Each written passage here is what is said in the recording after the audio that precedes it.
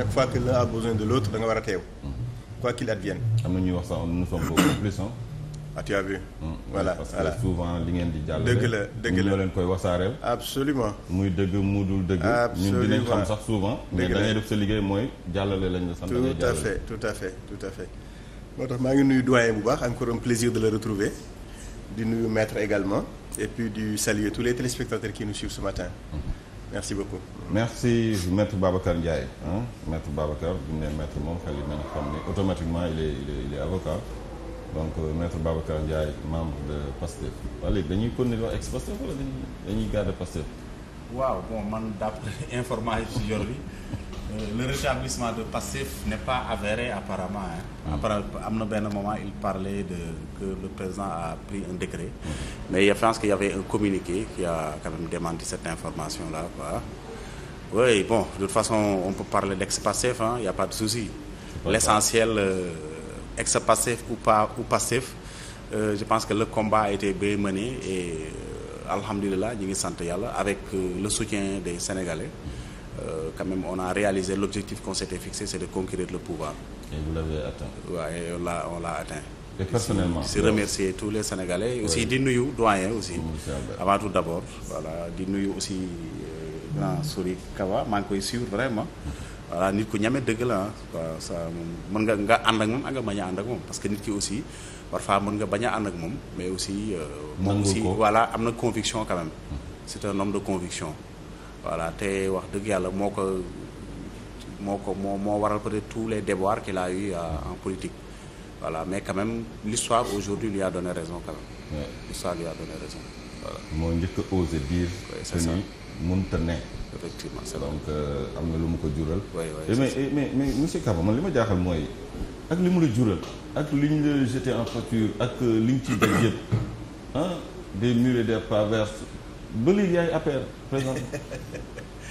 Ils sont allés même dire au président que j'ai un pied à l'APR et un pied au PASTEF. Ah PASTEF ah oui kon boo contraire rek automatiquement tu es de. Oui xam nga politique moom tout le temps on cherche la petite bête. Oui mais mën nañ ni dafa bëgg a jël yoonu boppam mais pourquoi boo contrer automatiquement même discours il suffit de dire non nanguwuma d'accord mu ñu la yow PASTEF. waaw mais loolu laay wax dañuy chercher toujours la petite bête et selon le contexte dañuy seet le moins fréquentable possible ñu ne ñoo ngay àndal quoi. Comme ça la guillotine sera plus dure quoi. Ah là j'ai compris. loolu lañ ci jublu woon rek mais bon c'est de bonne guerre man yooyu ça ne m'ébranle pas. Parce que politique moom je pense que ñi ko def vocation ñooñu lay sonal ñi nga xamante ne dañu jàpp ne sans la politique ils n'existeront plus. Franchement man je pense que politique dafa war a nekk un moyen de contribuer à la manière de construire notre pays consolider notre démocratie te ci kaw loolu moom.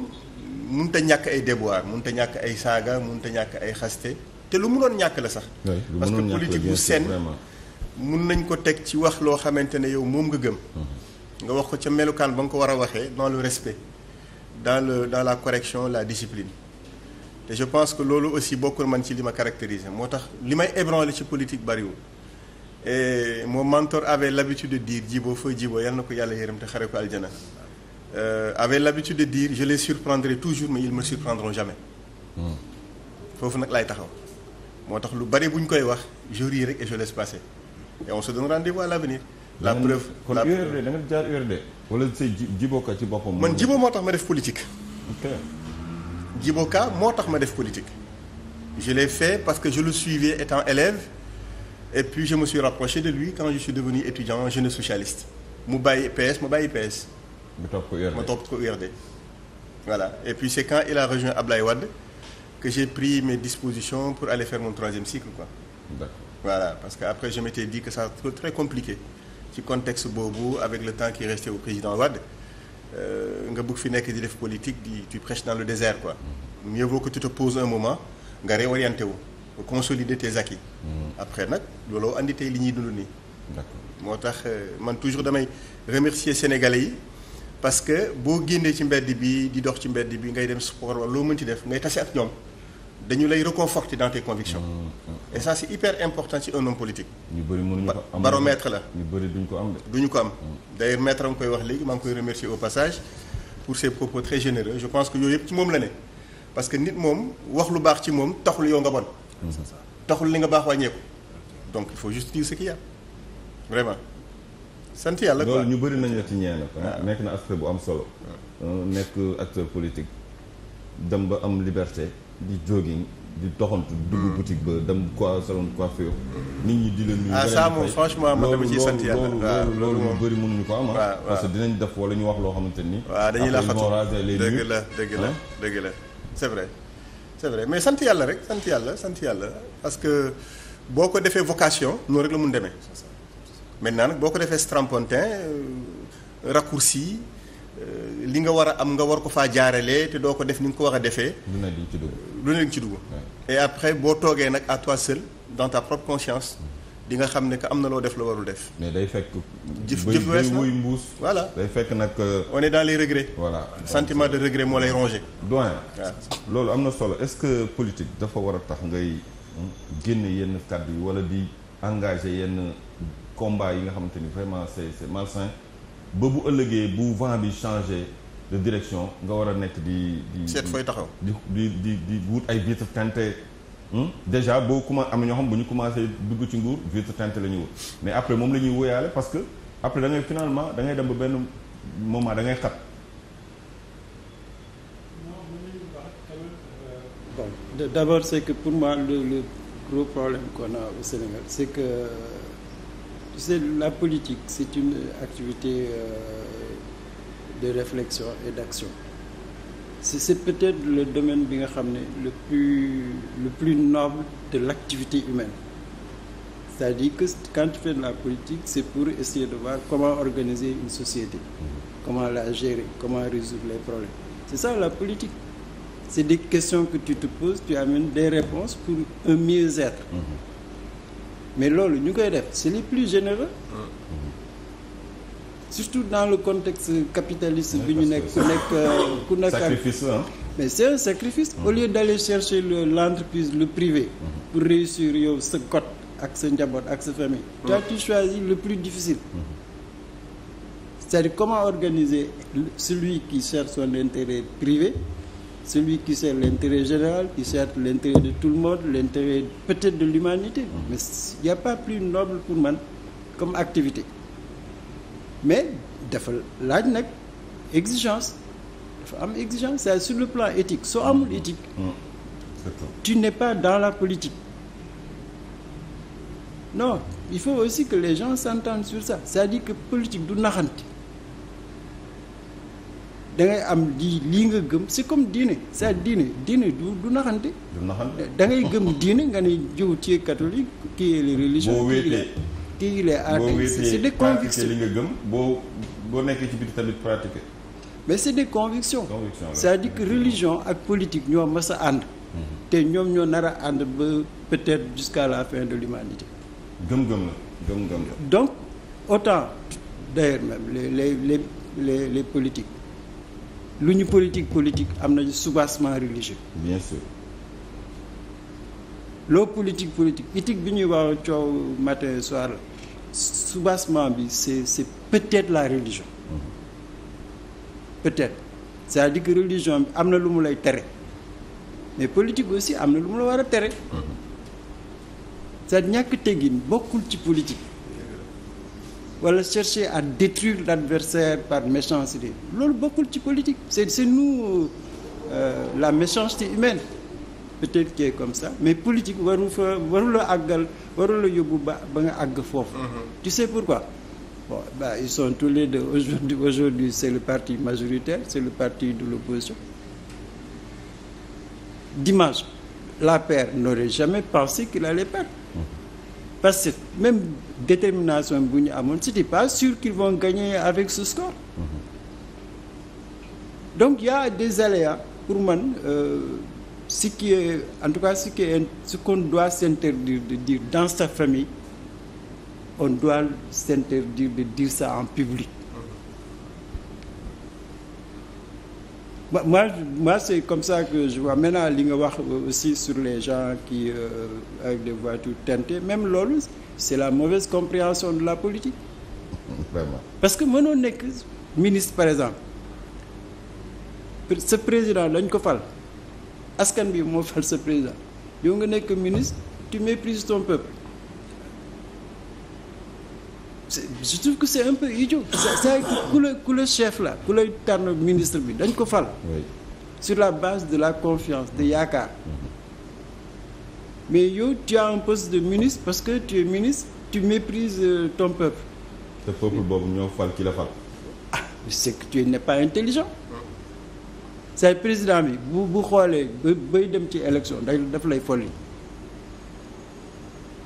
c'est-à-dire que moom li mu wax par exemple dire la vérité à ton président mais y a pas peut-être mieux que ça un collaborateur qui dit à son président que lii waroo ko def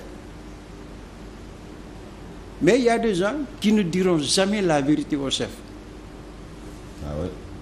gis nga affaire boobu vraiment je pense que bon comme Pastef ils ont le président Diomaye là il faut qu'il fasse attention c'est-à-dire que am na lu ñu diggee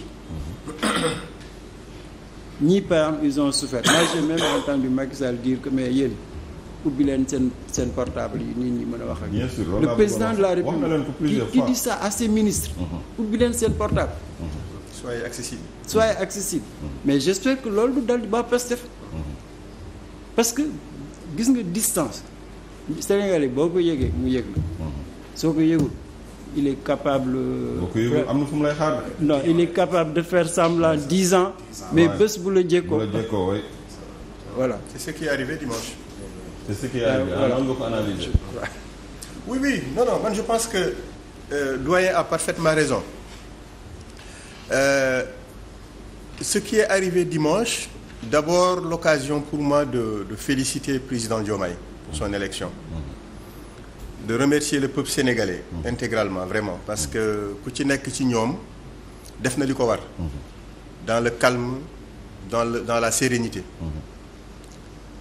mu nekk encore une fois de plus une nouvelle leçon du comportement des Sénégalais quant à la vitalité de notre démocratie kon je pense que ñëpp la ñu war a jaajëfal parce que tous les acteurs ku ci nekk ca wàll ba nga féete woon def nga li la war maintenant nag doyen wax na ko léegi à un moment donné bu kilifa diine yi doon wax naan nguur yàllaa koy joxe je me rappelle souvent nos amis Pastef dañ leen doon attaqué non bu leen wax loolu nanga moom mais tey xam nañu ne nguur yàllaa koy joxe parce que li tax moo koy joxe mooy yow da ngay sabablu mais moom mooy xool askan bi jamono ba ñu ne ka ca gën mu tànn ko ne yow yaay war a jiite kon barke boobu na ko ñëpp di sóoraale fu ñu mënti toll. loolu moom ku ko weddi xanaa da nga gëmul yàlla parce que yàlla mooy joxe nguur moom. non mais d'habitude quand mais le problème mooy. le problème mooy boo dee doomu aadama dañ la wax ni yàlla du defal kenn lu mu mënul yàlla du wàcc di la jox nguur. da ngay sabab dafa am foo war a jaar. dëgg la ko loolu mooy combat bi. dëgg la. peut-être looloo nekkoon compréhension bi parce que bu ñu leen naan toog leen du da ngay toog croiser les bras di xaar nguur da ngay xeex ba jot ci nguur. non c'est que xam nga un homme politique boo demee ci sëriñ bi kilifa diine bi leader d'opinion bu mu mënti doon fekk na am na problème yu nit ñi di dund nga ñëw seet si ko pour ngeen saafara problème bi mu ne la nguur de yàllaa koy joxe di lay yedd day mel ni comme si yow ba ngay ñëw xamoo woon ni yàlla mooy joxe nguur c'est-à-dire daf lay xaw delloo ginnaaw foofu lay waxee en fait c'est un état de fait boo xam ne ci période bi ngay toll bu ñu la ko fàttilee rek da nga naan est-ce que kii sax nekkul ne kële la àndal foofu laay waxee mais bon bref c'est pas ce qui est important li am solo rek mooy comme ni nga ko waxee léegi waa Alliance pour la République Benno Bokk Yaakaar globalement et j'attends d'ailleurs que ñu mën a xam les enseignements qu'on va tirer le bilan que nous ferons de ces 12 années à la tête de l'État mais également les conditions dans lesquelles on a perdu le pouvoir parce que loolu yëpp day permettre homme politique bi mu gën di defaraat toogaayam mais mu gën di xool population bi di reconnaître ne man juum daa fii waaye fii juumuma loolu mooy andi débat de vérité moo tax d'ailleurs quand j'ai entendu lors de la dernière interview du président je pense c'était avec un média occidental bi ñu koy laaj est-ce que vous avez des excuses à présenter au peuple sénégalais mu ne je n'ai aucune excuse parce que je me sens quitte avec ma conscience. Je n'ai rien à me reprocher. Alors par exemple man je n'ai jamais dit ça. Ah oui, vraiment. parce que korité day jot tabaski day jot nga baalu ak koo xamante ne xamoo ndax tooñ nga ko wala tooñ nga ko. parce que mën nga tooñ te yëgoo ko. te yëgoo ko. oui su rawatina nag nga jiite nguur. voilà kon foofu lu propos bu mel noonu par exemple man du ma ko partager. J'aurais été avec lui, je lui dis monsieur le président, avec tout le respect que je vous dois, je pense que vous devez présenter vos discours au Sénégal. Pas parce que da nga am looy sentir mais parce que léeg-léeg def nga loo xam ne lu baax nga ci jublu woon fekk mu ngay lore. wala sa njaboot def nañu. loo yëgul te indi li ne la. waaw kay indi na askan bi loraange te yaa leen njaboot te lépp yaay responsable bi. bien sûr parce que yow lañu jiital. moo tax doyen wax na ko léegi plus on est modeste en politique mieux sera. Quels que soient les milliards que tu ressens dans ta poche noo xamal ni. C'est du matos. Et que sa jëf ju baax ak juróom-ñaari Petru perkal moo lay accompagner le jour où tu quitteras ce bas monde. mooy maanaam. kon jëf ju baax jooju mooy leitmotiv bi. mooy tableau de bord bi. loolu moo la war di guider au quotidien kon nag jéggulu daf ñu war fu ñu mënti toll parce que mun nga def loo yëgul ci lu bon te amoo woon sax loolu nga ci jublu woon moo tax quoi qu'il advienne politique noblesse la et quand t'as pas des valeurs nobles.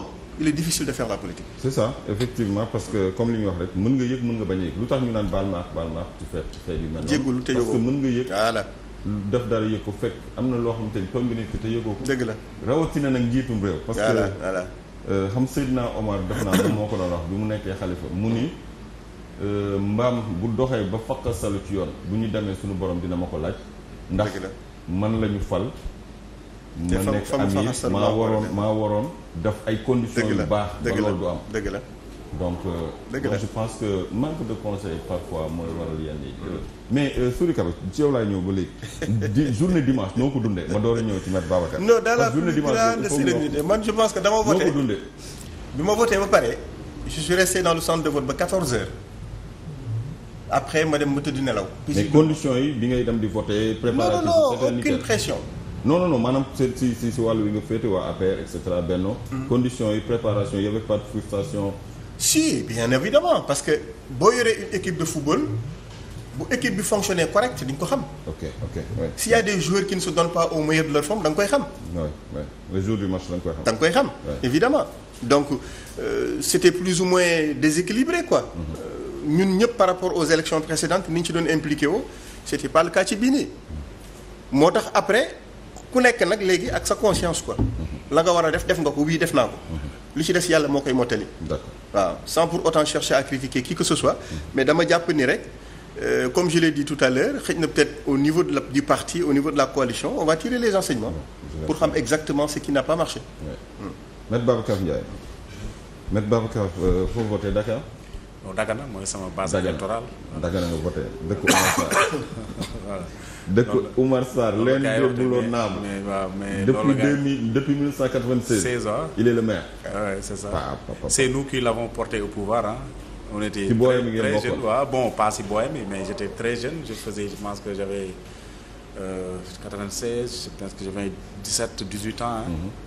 Si je me trompe 17-18 ans oui c'est ça. On s'était battu ci booy mi ngeen bokkoon yéen a ko doon. waaw bon booy man je pense que booy mooy quand xam ne toujours il est avec toi il était fidèle mais nous on l'avait porté simplement pour. Action isolée oui c'est ça action isolée mais aussi pour amorcer un changement parce que c'était le régime socialiste qui était en place depuis 1960. Super. Avec l'avènement de la jeunesse bon. dañu jàppoon ni il était temps quand même ñu rompre cette kii quoi n'est-ce pas cette gouvernance du parti socialiste voilà effectivement moom il avait été venu pas même dans le cadre du PDS mais dans le cadre Taxawu Soppi Dagana mouvement il était venu dans le cadre d'un mouvement Taxawu Soppi Dagana oui c'est ça mouvement dans le cadre d'un vaste mouvement ñëpp ànd ak moom parce que bon début bi su àndoon PDS peut-être ñu bëri duñu ñëw quoi parce que dans ces zones là c'était le parti socialiste en réalité qui était très puissant effectivement avec ses barons tout ça c'était difficile quand même le PDS était le deuxième parti mais bon le PDS se débrouillait quand même mon père faisait partie des pionniers même du PDS à Dagana voilà bon nous on connaissait Ablaye Wade tellement et puis loolu moo andi sax suñu amour bu ñu am ci Ablaye Wade parce que dañoo judd rek xam Ablaye Wade quoi voilà c'est ça d'ailleurs siège am fi mu doon kii ak suñu kër c'était pas loin aussi. Super. Et puis mon père était un vraiment fervent militant du PDS à l'époque qui était très difficile c'était très rare de voir des militants du PDS. jamono surtout des vieux quoi. Jeunes yi d'accord mais les jeunes les kii là donc Dagana laa voté bon on a voté certes effectivement le régime actuel a quand même gagné mais l'écart c'est considérablement réduit quand même parce que autant il y avait des scores entre guillemets soviétiques ñu doon comme dans le Fouta et puis ça se comprend en fait man je dis que man Dagana ak Fouta bon sama xalaat laay wax quoi ça peut être mais Dagana ak Fouta c'est des zones yoo xam ni qui sont toujours avec le pouvoir le Waalo souvent c'est des zones man sama position laay wax quoi keneen mën na bañ a gisee noonu mais man loolu laa yàpp parce que le vote dans ces kii là c'est des votes claniques et le vote est familial dans ces zones parce que c'est des zones yoo xam ne y a beaucoup de laa ko wax sax de personnalités de grandes personnalités soit des personnalités coutumières ou personnalités religieuses te derrière ces personnalités là y a beaucoup de monde y a des familles y a tout et souvent direction bi ces personnalités di jël rek nit ñi moom la ñuy topp voilà moo tax et puis ces zones là et puis les marabouts de façon générale au Sénégal les marabouts ne s'opposent pas au pouvoir waaw ne s'opposent pas au pouvoir moo tax même au temps de Wade Fouta Wade lay gagné bien sûr Parti socialiste c'était ça Macky Sall bi mu ñëw c'est ça nous aussi ça va se répéter parce que configuration sociologique de ces zones là voilà moo tax on a def ngeen ay non on a fait des pas importants on nous a devancé de 12 000 voix alors que autant c'était autre chose je pense que dernière législative on avait 26%. Et pourtant le ministre de l'Intérieur il est de Dagana. Oui il est de Dagana oui mais bon le ministre de l'Intérieur il était toujours avec le pouvoir. Matar Cissé il était toujours avec le pouvoir bien vrai que son statut ne lui permet pas de mener des activités politiques mais quand même il soutenait le pouvoir. Il le soutenait moi j'en sais quelque chose et puis mon pouvoir yi fi ñëw yëpp il les a soutenus ça il faut le dire. Est-ce que vous comprenez? Il y a aussi Mankeur Ndiaye qui est de Dagana. waaw Mankeur Ndiaye ici il est de Dagana. Oumar Sarr wax nañ ko léegi. qui est mon cousin d'ailleurs Mankeur. ak kan encore ku siiw ku nekk ci nguur gi ñaar ñooñu def na. waaw il y avait d'autres des directeurs généraux il y a beaucoup de directeurs. il y avait beaucoup de directeurs aussi il y avait beaucoup de directeurs d'ailleurs. qui étaient quand même il y avait Abdou Aziz Diop qui est de Richard Toll. Il y avait aussi qui là Cheikhou Gaye qui était le directeur je ne sais pas de qui il y avait aussi Mass Thiam aussi. Qui était directeur aussi de la société qui s'occupe de la salubrité à Dakar. Il est de Dakar. Il est de Dakar, bien sûr, il est de Dakar. C'est la famille. Est-ce qu'il mérite politiquement la grande famille Thiam. Oui, je pense qu'il mérite politiquement, bien sûr. Ah ouais, il mérite politiquement. Il était plus. Si, il mérite politiquement, il est de Dakar. dafa am ñoo xam dañuy def ci suuf. Oui, effectivement, c'est ça. Mais il y a Cheikhou Gaye aussi, qui était le directeur, je pense que il était le directeur du transport à un moment. D'accord. Je pense qu'on l'a nommé tout récemment à une autre direction. Mais dimanche bi journée dimanche bi noo ko dundee comme ni ma laajee Sori Kaba. Bon man journée dimanche bi ma yeewoo la sama xel dal sama xel dal avant loolu sax sama xel xaw na dal parce que man bi ma demee Dagana madame ñëwul woon parce que bon dafa amoon affaire yu mu doon toppatoo quoi mais dama ko laaj mu ni ma Dakar kenn newu fi. nit ñi dimanche. voilà non Dakar moom c'est. mu ni ma samedi les gens avaient quitté Dakar ma ni que bon lii ça c'est un bon signe pour nous.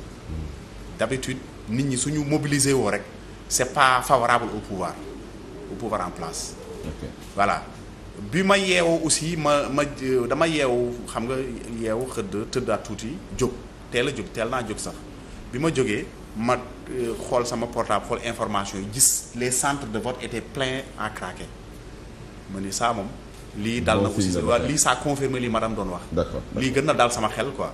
Après si laa jóg sangu defaru après dem voter yi bi ma ñëw ici gis mobilisation nit ñi quoi. Voilà j'ai avec puisque je suis là-bas je milite à Dagana aussi je milite dans le cadre du parti Pastef à Dagana depuis 2018 Oui. waaw depuis 2018 man si la adhéré quoi.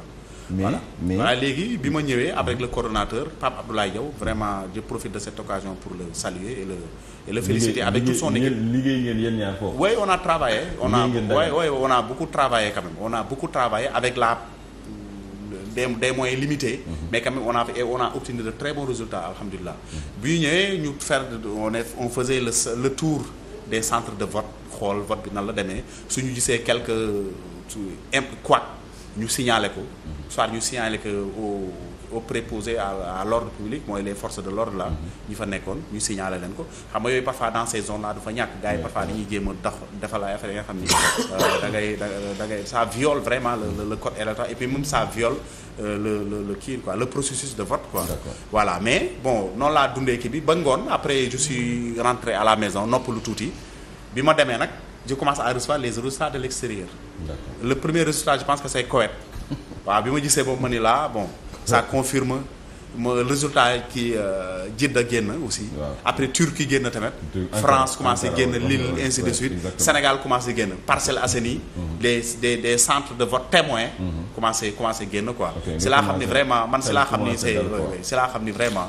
c'est ma dégg Touba les premiers résultats génn. ma ni c'est fini quoi. c'est fini donc le tour est joué quoi. En ce moment j'ai compris que quel que soit le cas dynamique bi mu jël ça va continuer quoi. ça va continuer et puis ça va se confirmer et puis loolu la joxe quoi. ça a été confirmé par les résultats que nous avons aujourd'hui quoi. D'accord, voilà. Doyen Mamadou Sy Albert doyen. commission bi démb joxe na résultat provisoire bi donc mu mel ni kon daa mel ni waxoon naa la ko dina naa doyen zéro yi na bëri trop mais doyen zéro yi bëri sincèrement zéro yi bëri na parfois sax da ngay xool naan non mais est-ce que tamit gars yi juumuñu quoi mais naka la yëf yi war a mën a wëlbatikoo ba ñu yegg si bi quand même doyen comme tu sais en tout cas bon c'est vrai que boo xoolee de 20,50% en 2019 à 0,90 0,90 oui mais si tu prends le tu sais une élection c'est un contexte. Le contexte détermine beaucoup l'issue. Bon. Maintenant contexte bi ñu nekk c'est pas par hasard que PASTEF devient le principal parti de l'opposition. Et soo xoolee aussi qu'on choisisse un candidat du PASTEF au premier tour c'est quand même un signe indicateur d'un contexte, ce qui fait que pour moi bon c'est une bipolarisation qu'il y a entre PASTEF et Benno et les gens ont fait un choix utile dès le premier tour. Donc Benno a fait le maximum de voix, PASTEF a fait le maximum. On a voté vote utile et massif et même le taux de participation qui est exceptionnel, qu'on franchisse les 60% comme taux de participation, ça a montré que la bipolarisation était le paramètre du premier tour. Donc, tu votes pour ou tu votes contre. Donc ça a joué. Donc plébiscite bi ça ne pouvait pas ne pas avoir d'impact sur les Idrissa Seck. Bon parce que Idrissa Seck, Gakou, Khalifa, c'était les forces intermédiaires. C'est le jeu qu'ils ont joué depuis 2, 3 ans, 4 ans. Ils ne voulaient ni être du côté des radicaux parce qu'il a été stigmatisé. Ils ne voulaient pas être chez Macky Sall parce que Macky n'est pas candidat, il n'est plus... Voilà, ils voulaient être intermédiaires pour jouer sur un probable second tour. Mais quand toute la population bascule dès le premier tour, mais vous n'avez aucune chance. Mais maintenant, ça c'est le côté brut. C'est que les votes utiles, c'est deux pôles, APR, PASTEF. La population. Et je crois que même, bon, on a fait une interprétation abusive. Amadou Ba, il a fait ses vrais 35%.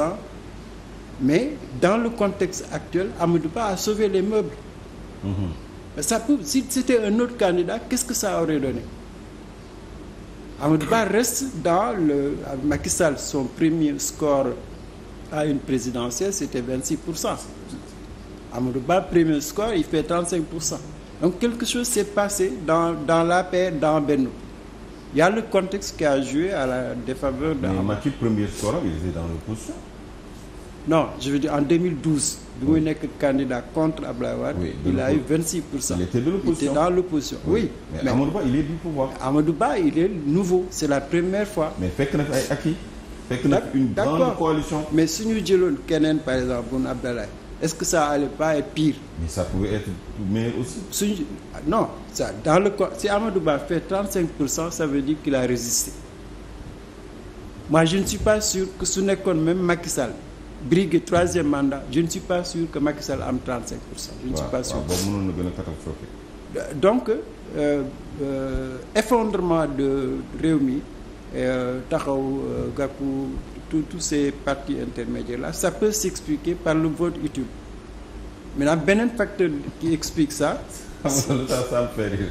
Le vote utile bi ça me fait rire parce que Serigne Mboup lorsqu'il dit que moom bi muy voté presque ànd na ak 50 personnes ku ci nekk xam na la mais résultat yi génn ñu ni ko 15 nga am nee na moom mënul comprendre loolu mooy li nga doon wax. da ngay dem ba war a voté c'est-à-dire que là bon c'est boobu sax c'est exceptionnel mais pour les cas Gakou Khalifa et c'est l'effondrement des frondeurs. C'est les frondeurs du PS. Ils ont été incapables d'être une alternative au Parti socialiste historique. D'accord. Frondeur de l'AFP. De l'AFP, c'est la famille socialiste. Tu prends le frondeur des libéraux, Idrissa Seck, il a été incapable de rivaliser avec Macky Sall. Les Déthié Fall. Donc les frondeurs des grands partis, c'est eux qui ont échoué dans cette élection. C'est plus clair avec PUR. PUR n'est ni PS, ni PDS, encore moins AFP. Pourquoi PUR reste troisième force? C'est parce qu'ils ne viennent ni des socialistes, ni des libéraux. Donc c'est une identité qui est là. Bon, c'est pas par hasard qu'ils arrivent en troisième position. C'est pour te dire que élection bi en tout cas les premiers résultats, bon, il faut affiner. Tu as le PASTEF qui devient le principal parti. Ouais. Pourquoi? Parce que depuis 6 ans, c'est le seul courant qui a une identité claire et un projet. C'est le seul. Même l'APR n'a pas de projet à part le plan Sénégal émergent. Ça, c'est un projet de l'État. Mais l'APR n'a jamais opposé au projet du PASTEF un projet de société. Ils ont opposé un projet gouvernemental. Et bon, pourquoi Amadou échoue? Mais parce que Amadou n'avait pas de projet en tant que leader politique. Il n'avait pas de leader. On a tout fait pour que Amadou Ba, enfin, entre guillemets, on a tout fait pour qu'il échoue. Il n'a pas APR, il n'a pas Benno, il n'a pas de projet de société, il n'a pas la solidarité qu'il fallait. Bon, mais malgré tout ça, c'est ça que je veux mettre en relief. Ça, il arrive à faire au moins 35%. Ça veut dire que l'APR reste la deuxième force politique. Hein? Donc, il y a un processus de recomposition. Maintenant, pour les autres, comme nous l'avons dit, les ANTA, les Serigne Mboup, les acteurs de la société civile, là. Mais là aussi, il y a un problème. Ça dit que il n'y a pas un leader capable de porter l'entreprise dans le débat politique. Anta est le chef d'entreprise, Serigne Mboup est chef d'entreprise, il y a beaucoup de gens qui sont dans l'entreprise, mais en tout cas, ils n'ont pas réussi à poser dans le débat politique la gouvernance de l'entreprise, la gouvernance de la société. Même la société civile, elle a échoué. Parce qu'on n'a pas un seul candidat qui se réclame de la société civile. Ils ont tous démissionné. Tout recalé. Ils ont été recalés, c'est vrai. Mais ça aurait été intéressant que Cheikh Tidiane Dièye, qui a un ancrage dans la société civile, qu'il aille jusqu'au bout en tant que société civile. Ok, d'accord. Voilà. D'accord. Léegi Sori Kaba doyen li mu wax ci candidat Amadou Ba lecture bi analyse bi mu ci am est-ce que yéen wala après avec le recul est-ce que gis nga ci même kii. Alors d'abord je le félicite franchement. Amadou Ba. Oui, parce que le discours qu'il tient est un discours empreint de sagesse, mais d'un homme très imbibé aussi à la sauce républicaine. Malgré tout ce qu'on lui reproche, malgré tout le fait que du côté du pouvoir ñi waroon a yëngu yëpp yënguwuñu, il est resté serein. Et le discours continue à être un discours rassembleur. Kenn déggu ko mu xaste, kenn déggu ko mu wax loo xamante ne dinañ ko xeebe. te li ko dal dafa métti parce que tu ne peux pas être candidat du parti au pouvoir sortant mu leer la ni rien que si la machine bouge convenablement à date échue lu mu bon tu es à 40%. Lu mu bon moom mu leer ko ne tout ça defuñu dara malgré tout il remercie tout le monde. Le sourire aux lèvres, il reste zen. kenn xamul lu muy sentir période bu muy tenir ce discours autant à l'endroit des militants de l'APR de Benno comme du président malgré tout ce qu'on a dit donc loolu franchement il faut être un grand homme pour avoir un comportement aussi exemplaire moo tax je le félicite pour le comportement qu'il a maintenant bu ñu ñëwee ci analyse u résultats yi man je pense que je serai pas d'accord avec doyen en termes de propositions alternatives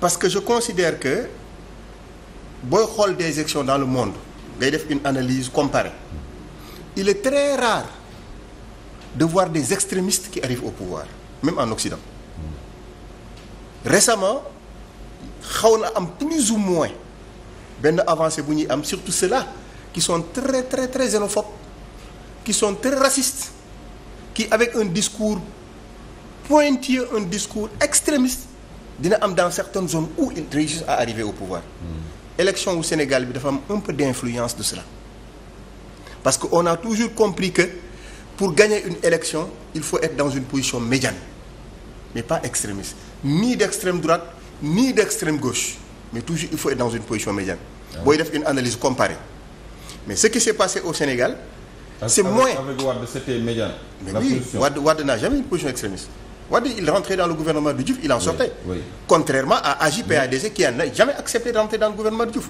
c'est lui qui était l'extrême gauche de l'échiquier politique d'alors. Mais l'extrémisme, moi je pensais que c'était dans le discours.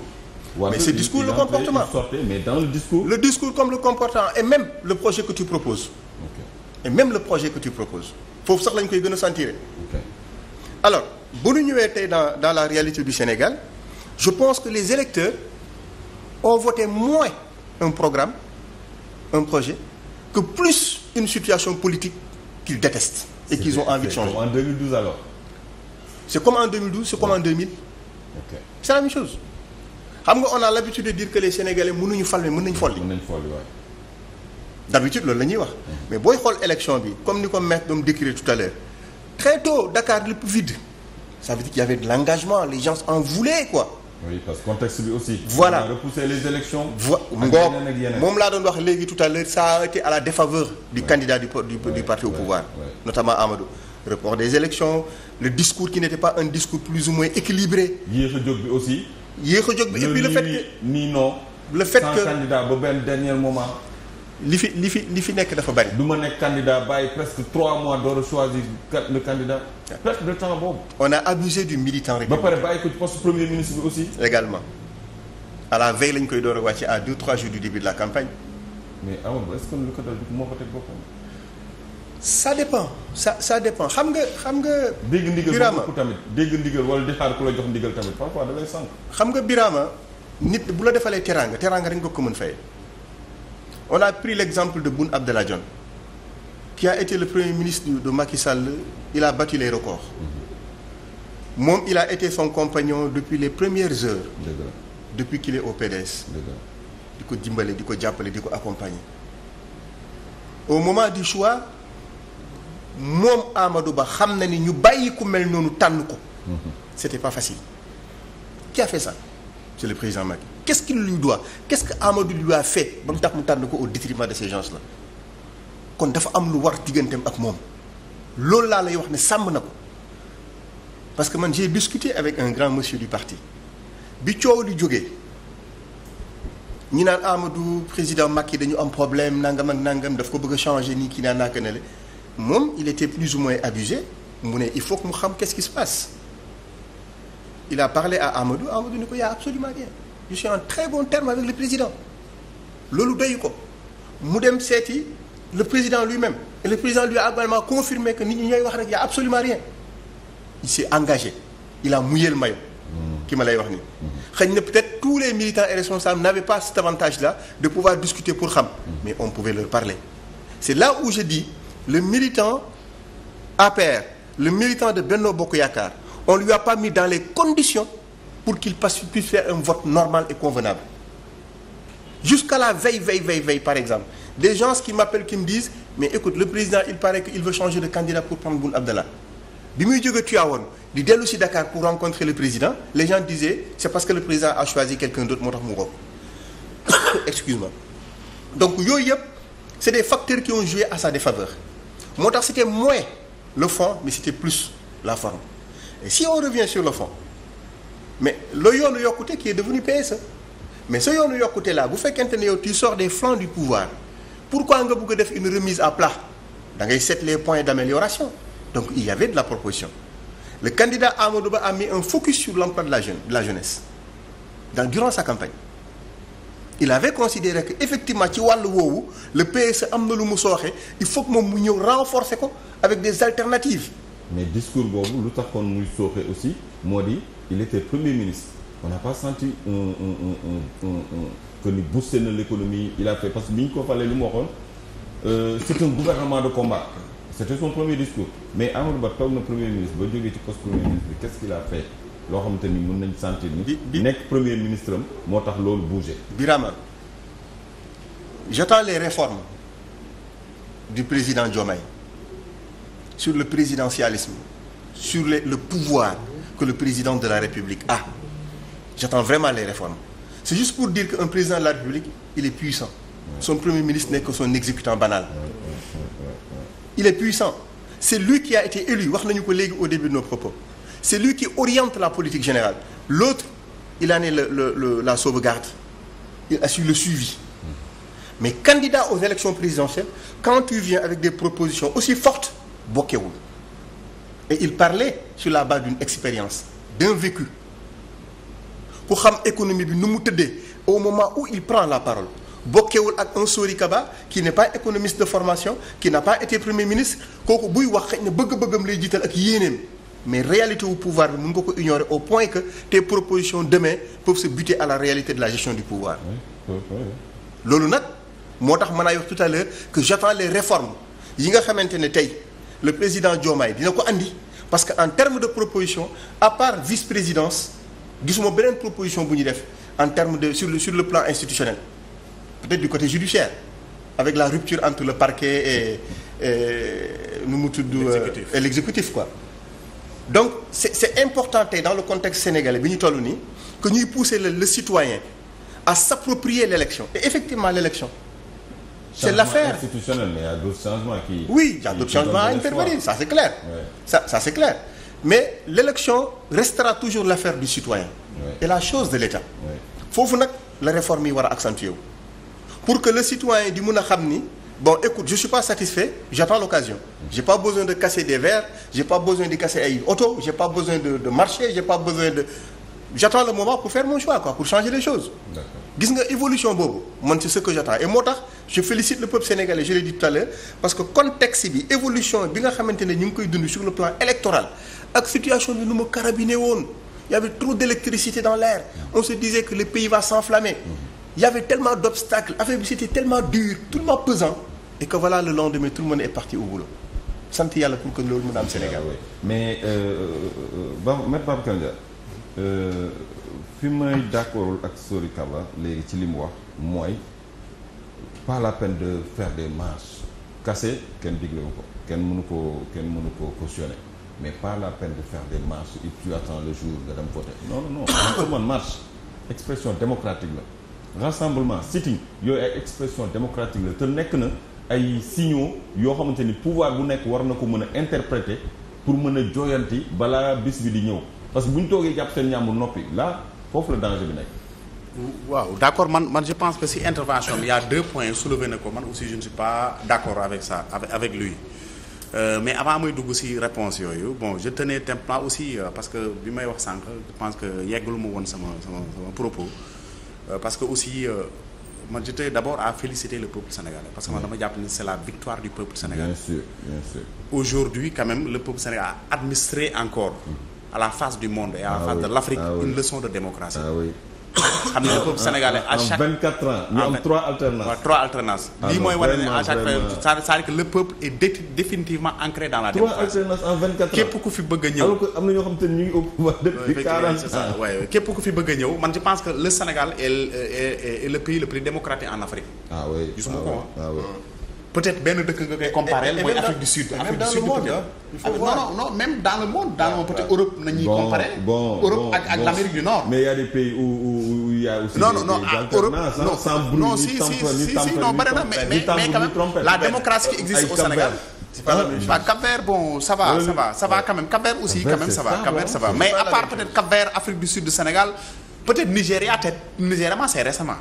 mais Nigéria ñëpp xam nañu Nigéria était fréquent par des coups d'État ñëpp xamoon nañu loolu mais aussi je tenais aussi à féliciter l'artisan de notre victoire man dama jàmm c'est le président Ousmane Sonko quand même c'est lui quand même qui a tout sacrifié en réalité il faut le lui reconnaître parce que lu tax mu nekk l'artisan de cette victoire parce que loo gis dafa am début l'artisan de la victoire mais l'artisan de la démocratie aussi non je dis que l'artisan ñu porter le chapeau au président Macky Sall parce que am na benn moment aussi bu forcé woon yenn yi rek affaire bi. non man je pense que Macky Sall n'avait pas le choix en fait man je dis. oui il n'avait pas le choix raison pour laquelle aussi war xam nga dëkk di nga nekk fa nga xam ne aussi soo bëggee xëccoonteeg ñoom rek ça on va tout droit vers le chaos. chaos la jëm te loolu du intérêt kenn. oui sagesse boobu nag de dernière minute boobu. voilà mais sagesse boobu pour man daf ko yéex a am.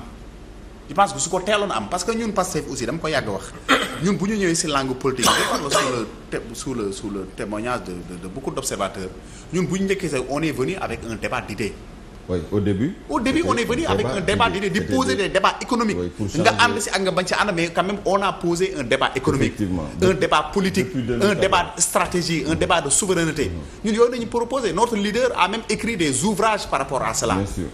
il a écrit depuis que mu ñëw je pense qu'il a publié 3 ouvrages. pétrole et gaz solution ak la décentralisation avec notre camarade Bala Moussa Fafana.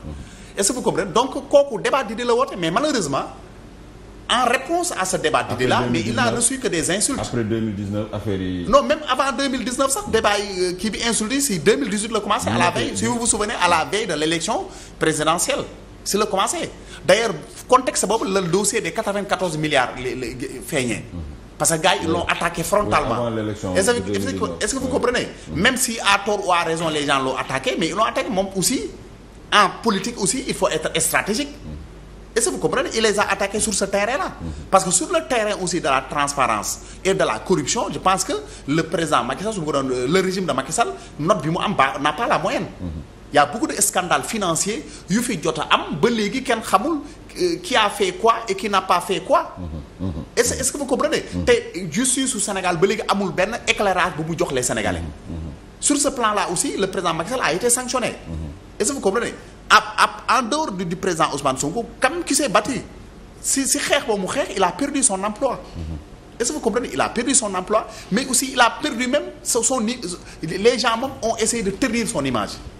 Des dossiers ont été soulevés mis sur la table contre moom bi ñu demee bés biir xam nañu ces dossiers là vraiment c'est des dossiers qui étaient motivés par des objectifs purement politiques ba mu jural le Sénégal situation bu doy waar des morts am si lu nekk am si xam nga loolu aussi c'est extraordinaire si beneen dossier diffamation mais le ministre un ministre de la République mais c'est un personnage public un personnage public aussi chaque citoyen a le droit de le critiquer dina leer ou alors le dossier de Prodac yëpp dafay leer mais dans ce dossier là mais Ousmane Sonko en tant qu'opposant mais il a le rôle de critiquer un ministre il a le rôle de critiquer un président de la République parce que c'est ñu mu doon critiquer c'est des dépositaires de pouvoir public donc dañoo yor alalu askan bi suñ ko dee gérer suñ ci gisee la nga xam ni ñun lëndëm na suñuy xel mën nañ leen critiquer mais malheureusement dañ ko attaque sur ce terrain yóbbu ko tribunal pour enlever son éligibilité loolu moo teye sax d'ailleurs nekkul candidat parce que c'est le dossier de Mame Mbaye Niang qui a empêché à ce que Ousmane Sonko soit un candidat donc su ma ñëwee si passer cette étape là aussi il y a lieu aussi de remercier le président Diomaye Faye et de le féliciter aussi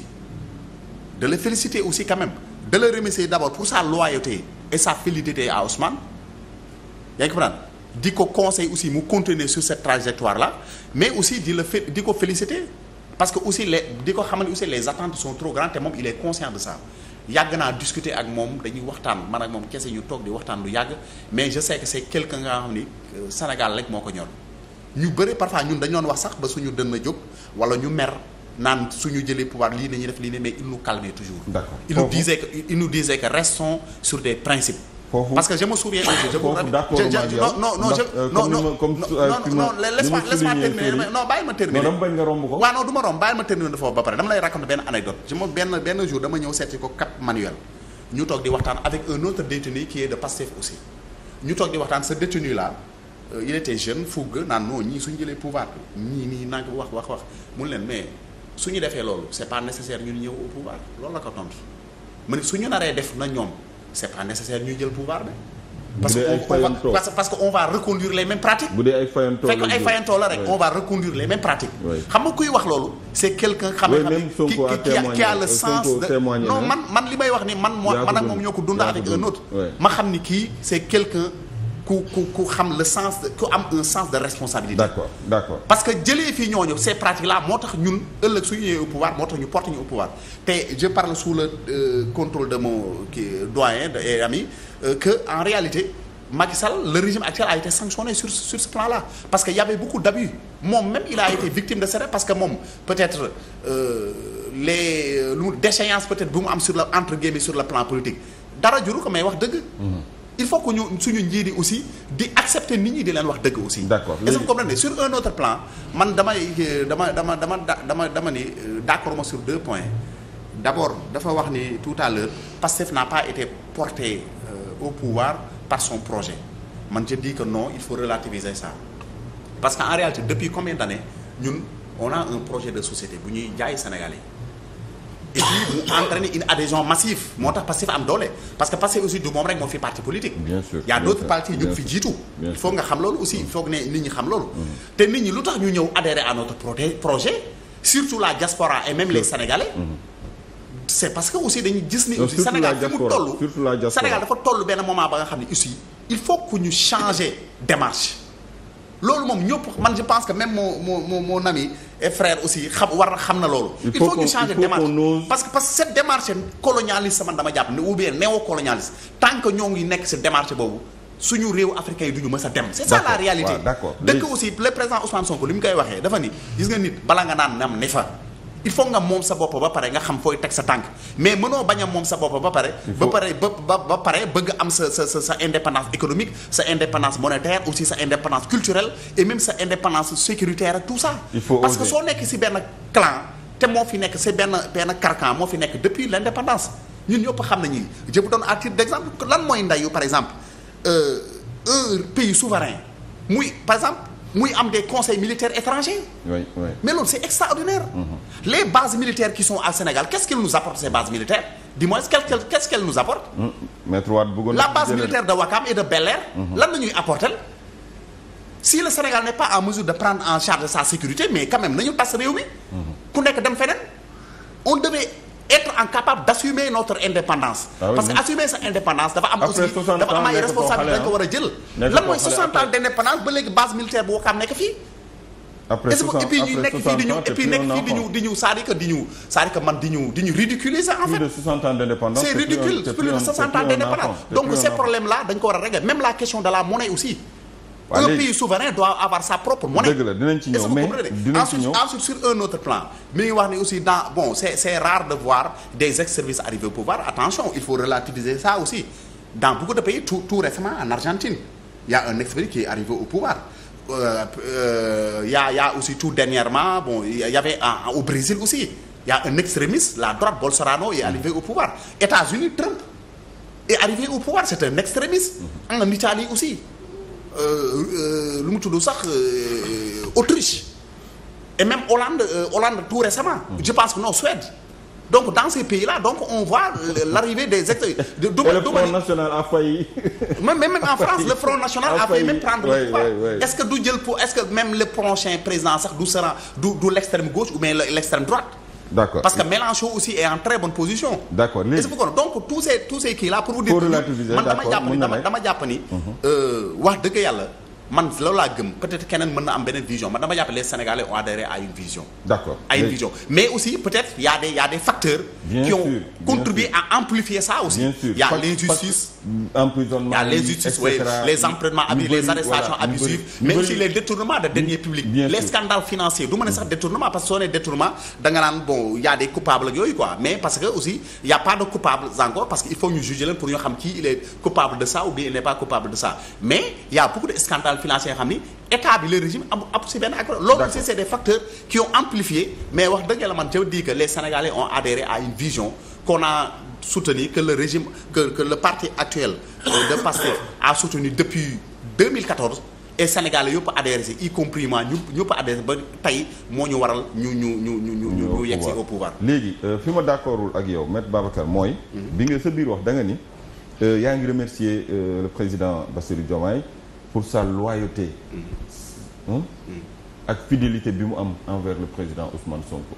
Moi je dis man si je comprends bien le PASTEF c'est pas ça en réalité. Le PASTEF c'est un projet bu nit ñi bokk. Sonko n'a pas créé le parti ay nit ñoo toog créé parti bi mu ngi ci woon ñu toog xalaat ñu def seen assemblée générale ni ko Ousmane kaay jiite yaa ngi ëpp expérience en syndicalisme yow lañu préféré nga jiite. Bassirou mu ngi ci woon ak ñeneen ñu ma dul lim léegi. bu fekkee Bassirou le fait que muy ji porter finalement flambeau bi c'est parce que loyauté am la moi je dis non moi je dis que projet bi Ousmane ëppale wu ko ci ëppale wu ci biram ëppale wu ci même ñi mujjee ñëw am na ñu ñëw ay 2019 2016 xam naa leen mais ëppale wu leen bu ko xalaatee lucidement jàpp ni Bassirou moom moo ko war a porter présentement mu jiital ko c'est parce que daf ko réfléchir et il a les pieds sur terre xam ni lii kii moo ko mën a jëmal lu mu waxoon projet bi dafay am benn jamono passeur lay soxla parce que projet bi existé na ba pare passeur bi ku mu mënti doon mën na ko jàllale bu ñu bloqué kii ñu jox ko. non foofu xam nga man je compare un parti politique comme un train boo gis am na locomotive te aujourd'hui Pastef c'est Ousmane Sonko qui est le locomotive qui est la locomotive du moins de ce projet là. Oui. te Ousmane Sonko en sa qualité de leader quand même. Oui. Charismatique wax dëgg yàlla. Il a joué néew ma du moom kese parce que beaucoup de gens l'ont soutenu. Oui. Mais il a joué un rôle déterminant voire même décisif dans l'accession au pouvoir. Oui, ça il faut le dire. Non, et en ça c'est-à-dire que su ma dee wax loyauté c'est-à-dire que ñun ñëpp on a un devoir de loyauté envers Ousmane Sonko parce que c'est le leader aussi. C'est le leader. Il peut y avoir des contradictions mën na wax dara duñ ci d'accord mais on a un devoir de loyauté. Man je suis d'accord waa APR ni ils ont un devoir de loyauté envers Macky loolu c'est sur le plan politique je parle c'est dans le cadre interne du parti politique parce que parti politique aussi le leader avance les gens le suivent s'il y a on peut discuter sur des décisions le président Ousmane Sonko peut agiter une décision ou bien Diomaye Faye ou bien Birame Souleye wala Abass Fall on discute sur cette décision là s'il y a une décision qui est retenue mais tout le monde suit le président Ousmane Sonko parce que c'est lui le leader. D'accord. Est-ce que vous comprenez man côté boobu laay waxee. pas une loyauté parce que bon loyauté ba nga xam ni c'est-à-dire que lépp lu mu def baax na wala nagam lu pas waxuma côté boobu. je me dis que dans le combat qu'on a mené pour accéder au pouvoir on avait besoin d'un leader mais il y avait beaucoup de partis au Sénégal mais Ousmane Sonko fait partie du ma ni il est le seul mais il est l'un des leaders les plus charismatiques de actuellement dans ce pays-là pour mu conduire les destinées de ce parti-là, il avait besoin de notre loyauté et de notre fidélité aussi. Il avait surtout besoin de votre confiance et cette confiance, il l'a eu. Non, il a eu, mais aussi de notre fidélité. Xam nga su doon defar metti woon na torop ay jamono. Kenn xalaatul ci parti bi ni dañuy changer leader. Et pourtant presse bi am na ñu fi doon susciter genre propos yooyu. Effectivement. Mais c'était pas le moment. Non. Mais c'était pas le moment. Parce que c'était une stratégie. C'était pas la réalité du Pastef.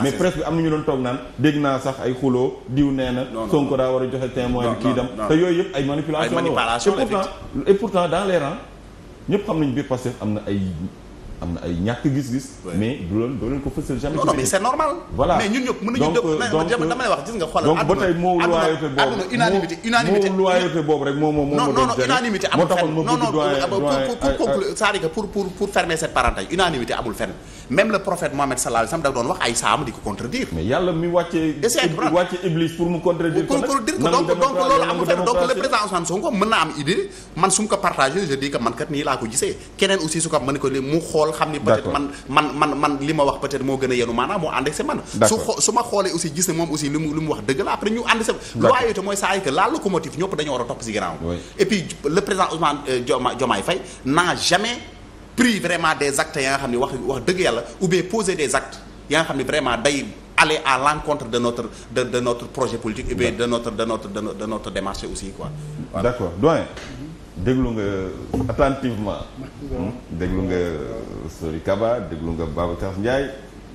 léegi yow laay déglu sa analyse fan nga d'accord fan nga d'accordul ci voilà kii nee na projet bi la ñu jaay.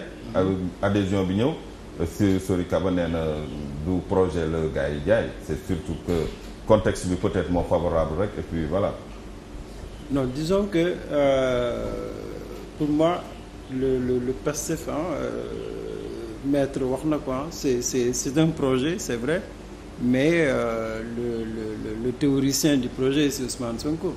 C'est vraiment lui qui l'a théorisé, qui l'a on va dire même bon c'est à peu près entre guillemets c'est Ousmane Sonko a réussi en termes de communication politique à transmettre son projet à tous les gens qui ont adhéré.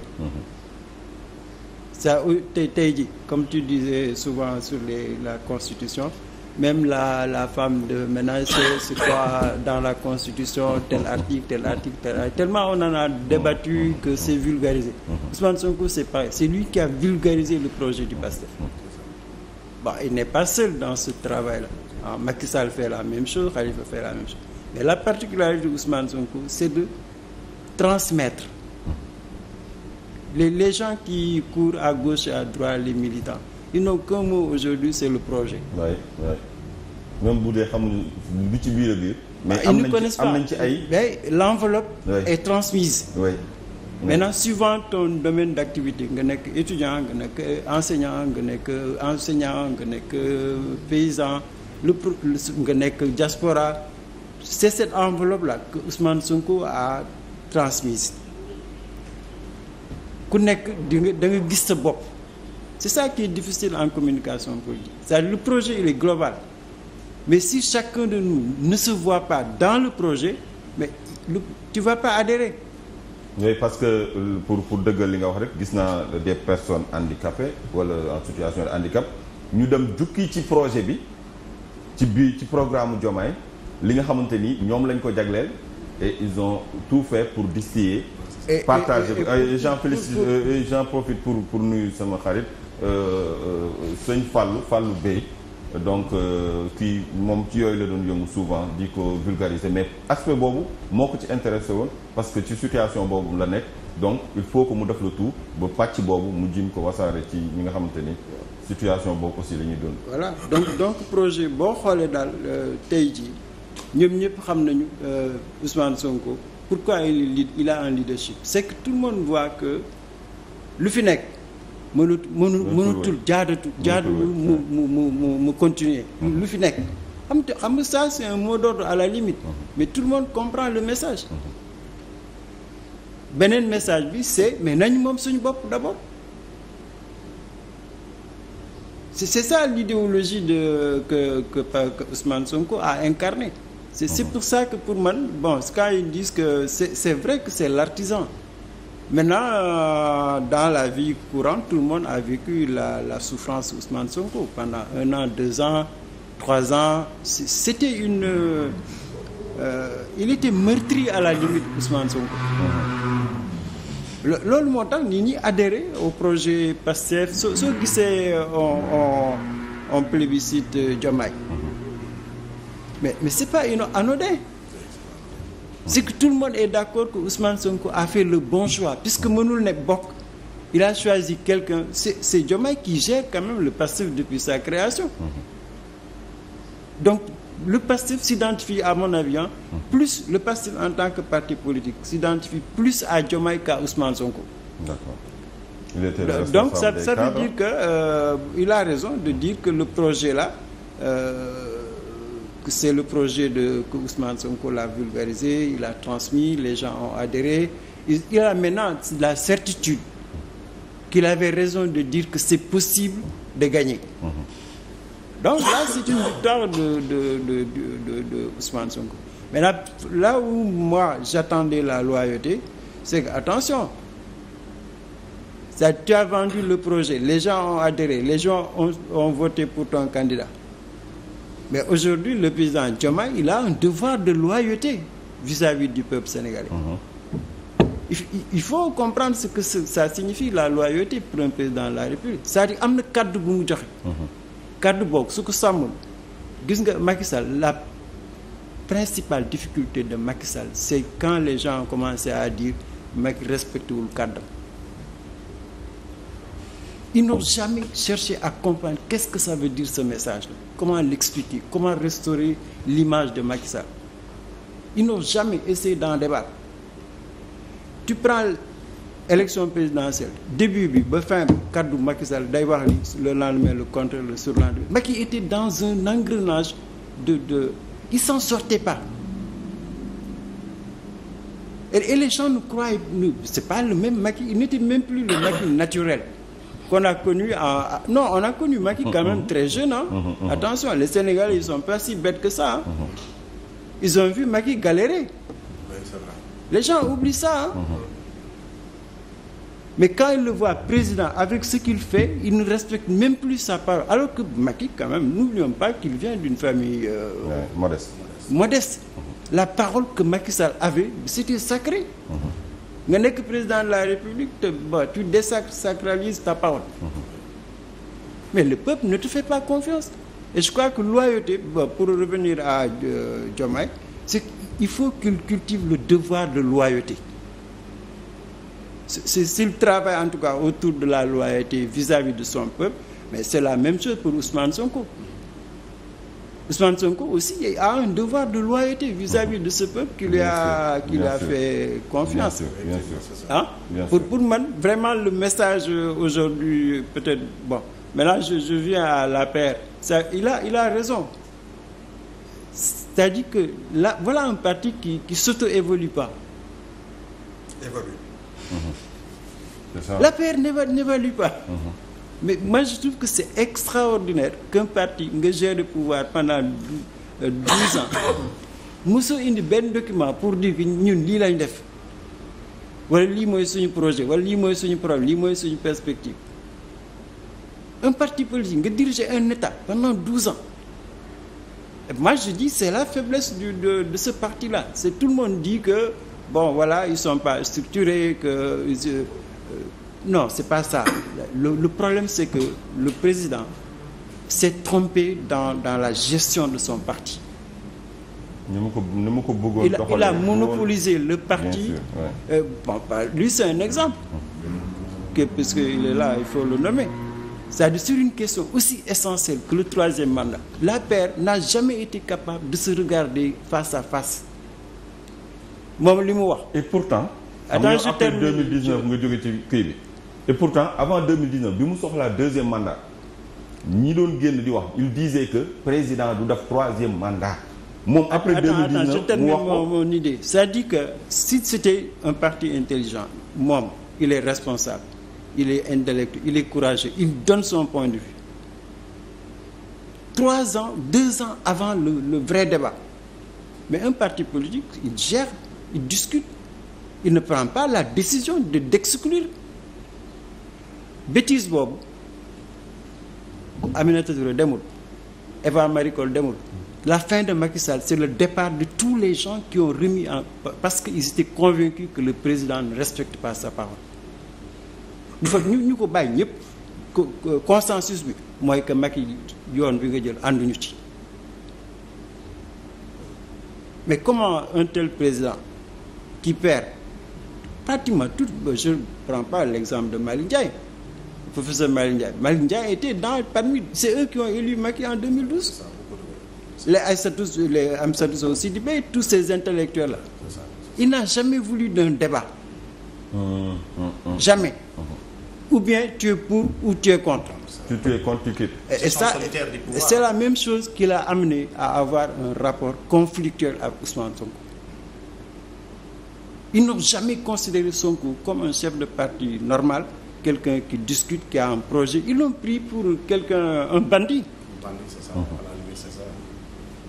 C'est-à-dire qu'ils avaient même, les gars de la paix avaient même honte de prononcer le mot passé, le mot Ousmane Sonko. Considéré quoi? Non, c'est-à-dire que c'était bandit. C'est ça qu'on a vendu. Non, le Macky Sall. Et maintenant, maintenant, quand même, là où on en est là, 54% des Sénégalais votent pour le représentant des bandits. waaw mais tu devrais quand même réfléchir. kan la ñu njëkk a trompé dans tout ça c'est pas le peuple parce que le peuple a dit ñun bëgg nañu mais ki ñu njëkk a trompé mooy ki ñu doon poussé muy jël ay décisions c'est qui le président. Non, moi je parle du parti. C'est un parti, j'espère que ça va pas vous arriver. Quand vous êtes au pouvoir, vous avez un parti. Le Diomaye, il est du parti. Sonko est du parti. Il faut qu'ils apprennent à débattre. Oui, surtout. Ça, il faut jamais tuer au pouvoir, mais tu peux pas tuer. Prends le cas de Djibo Ka. Djibo Ka musul ragal waxtaan. Jamais. Débat musu ko ragal. Jamais. Mais il a été constant dans ses convictions. Il s'est battu contre Wade, contre la gauche, contre le PS. Mais parce qu'il croyait au débat. Même Moustapha Niasse. Moustapha Niasse, lu tax mu am problème. Parce que depuis bi mu amee AFP, il ne veut plus du débat. D'accord. Ouais. Ah, ouais. J'espère que Ousmane Sonko, il prend son courage à deux mains. Débattre, discussion, réflexion. Je gère. Mais je dois savoir qu'est-ce qui se passe. Non, pour man nag foofu Diomaye le président Diomaye xam naa bala ma ko tàmm dina yàgg de le président Diomaye bala moo du am problème boobu puisque il ne dirige pas le parti. Il est président et il n'est pas chef de parti. Léegi débat ba doon continuer ci parti bi day continuer rek. Et il a même démissionné de ses. Si, il était le secrétaire général. Non, mais ça ne veut pas dire que je dina am mot mais c'est pas lui le chef du parti. Non. C'est-à-dire qu'il ne dirige plus le PASTEF. Mais su amee réunion lu tax du dem. su amee réflexion non da nga ni Sonko j'espère que dina nangu mani la foofu nag la Diomaye amee avantage parce que c'est pas lui qui dirige moom génn na ci parti bi génn na ci poste yu ñu ko joxoon donc débat yi du moom mooy tranché foofu laa waxee quoi que ni am na chance alors qu'avec le président Macky Sall c'est lui qui tranché. Moi, par exemple dans la tradition africaine je sais pas comment le PASTEF comprend ça. Ça gis nga ñun dans les gouvernances africaines il y a toujours un conseil ça ñi nga xam ne bokkuñ ci administration bi bokkuñ ci nguur mais le roi ou bien le responsable ou le chef dafay am toujours mooy ce qu'on appelle les sages là. Gis nga ñooñu s'ils arrivent à instituer un cadre d'échange informel fi nga xam ne nit ñi dinañ la ñeme wax dëgg. D'accord. Ça peut faciliter tes prises de décision. C'est ça que j'entends par Diomaye. Mais en plus il est très jeune. D'accord. Donc lui il doit accepter la critique qu'il aille vers les militants. Il faut pas qu'il se. Il a une capacité d'écoute vraiment extraordinaire. Voilà. Je pense que c'est ça qu'il doit cultiver. Ne pas croire que man maay président li ma wax dëgg la. Ok d'accord donc ñu xool kon la revue de la une bala ñu ko fàtte temps bi mu ngi dem ñu dellu si waat xool. ce débat bay neex tey quoi. waaw non neex na parce que vraiment comme opinion yi wuute na rek comme gis-gis yi wuute na rek kon ñu commencé ak le témoin dernier conseil des ministres démb la woon en réalité on peut participer on peut participer. C'était hier donc le dernier conseil des ministres sous le du régime donc du président Macky Sall. Les adieux de Macky à son gouvernement. Il a remercié ses ministres, le peuple, les pays amis et les partenaires techniques et financiers. Mais bizarrement démb gisuma communiqué conseil des ministres te daan nañ ko jot vers 22h. Vous l'avez eu? Oui, man maa ko jot. man maa amul chance jot ko quoi. Contour du projet PASTEF. Diomaye Faye au curseur des urgences populaires. D'accord, loolu dëgg la. Docteur Momar Thiam, expert. Même le président Macky Sall ne pouvait pas résister au rouleau compresseur Diomaye président. Doyen, mooy li nga wax sànq. Il a rebondi, c'est ce que vous avez dit tout à l'heure. Même le président Macky Sall ne pouvait pas résister au rouleau compresseur de Diomaye président. Résultat provisoire de l'élection, la Commission nationale de recensement confirme la victoire de Bassirou Diomaye. Donc démb la woon. Donc dañ ko fast track dañ ko accéléré et d'ailleurs même le Conseil constitutionnel a sorti un communiqué pour parler pour demander à ceux qui veulent déposer un recours qu'ils n'ont que le jeudi pour le faire. Ouais, jusqu'à minuit. Oui, jusqu'à minuit. Ils ont le jeudi jusqu'à minuit pour le faire. Sinon après on passe à autre chose. Ça veut dire que s'il n'y a pas de recours aujourd'hui, demain vendredi J'espère qu'il y aura pas de recours parce qu'ils ont tous reconnu. Oui, parce que commission bi wax na ko il y a eu entente, il y a pas trop de trucs donc. Mais il y a aussi ce consensus là. Ça, je sais pour moi gis nga le modèle démocratique sénégalais là. On ne doit plus avoir de complexe. Ah non. Il faut arriver à modéliser notre système démocratique. C'est qu'on nous vende pas cette copie française là. Man ce que je dis c'est que démocratie yamul rek si des alternants aussi. Il faut que la démocratie soit beaucoup plus approfondie. Surtout sur la manière de voter. Dafa am ce qu'on appelle dafa am d'abord la démocratie sociale. La démocratie économique aussi. Donc dafa am yooyu c'est des réalités, ces combats là on doit les mener. Et on doit les gagner. Mais on peut avoir des alternances mais suñu amee ay alternance te peuple bi aussi gisu si bopp alternance mais dañu dem ba élection suñu organiser élection wax nit ñi mais kenn du dem voter dañ naan mais da ngay changer des têtes alors qu'ils ne font absolument rien pour nous. moo tax cette démocratie économique je pense que ça doit être quand même notre quand même cheval de bataille en fait. Okay. Il y a aussi cette démocratie sociale aussi. qu'on doit aussi Sénégal yëpp gis seen bopp ci état bi.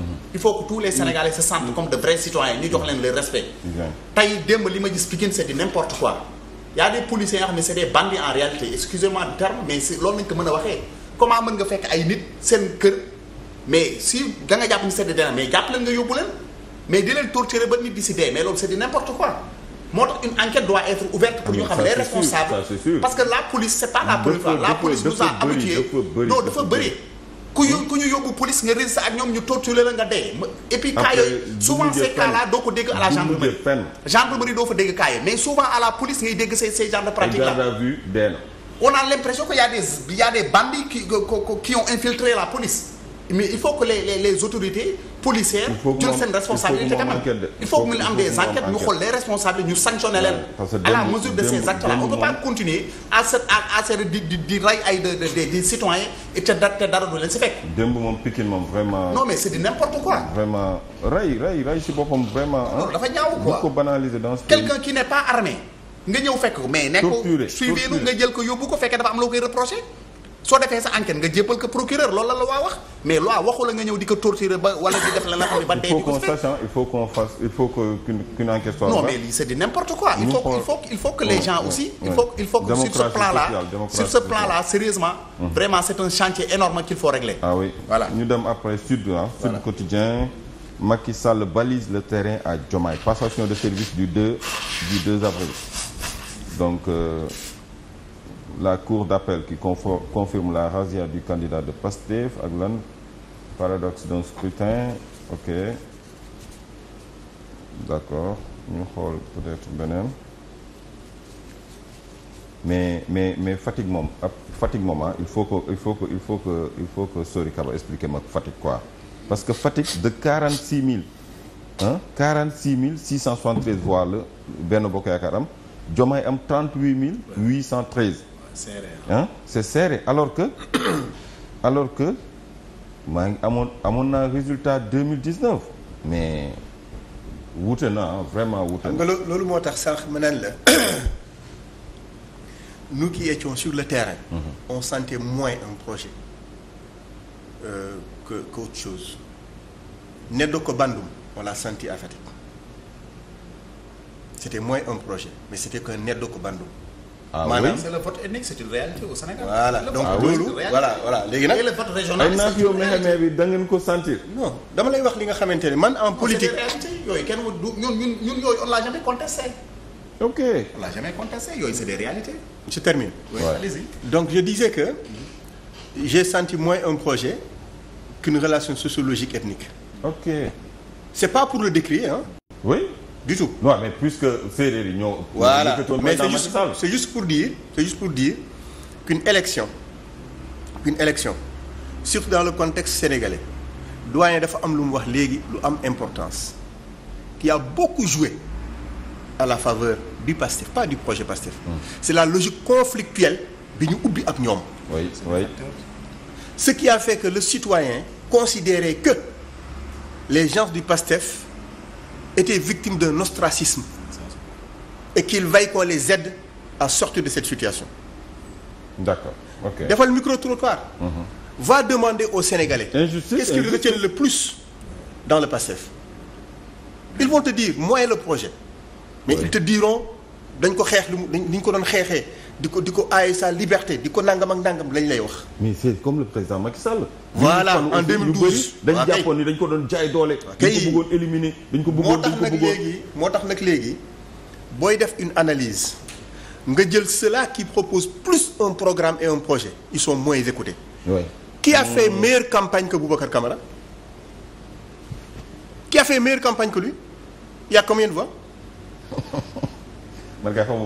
Non, c'est juste pour dire qu'à un moment donné, il faut comprendre la sociologie du vote, quoi. Oui. Et que la démocratie sénégalaise est une exception à travers le monde. Gis nga li fi am doo ko comparer ak benn pays au monde. Maître, je te rassure, gis nga j'ai pas dit que l'extrême droite, les extrémistes n'arrivent pas au pouvoir. Mais c'était rare avant les années 2000. Mais maintenant c'est devenu monnaie courante. Li waral loolu moo di que souvent les gens aspirent à davantage de liberté.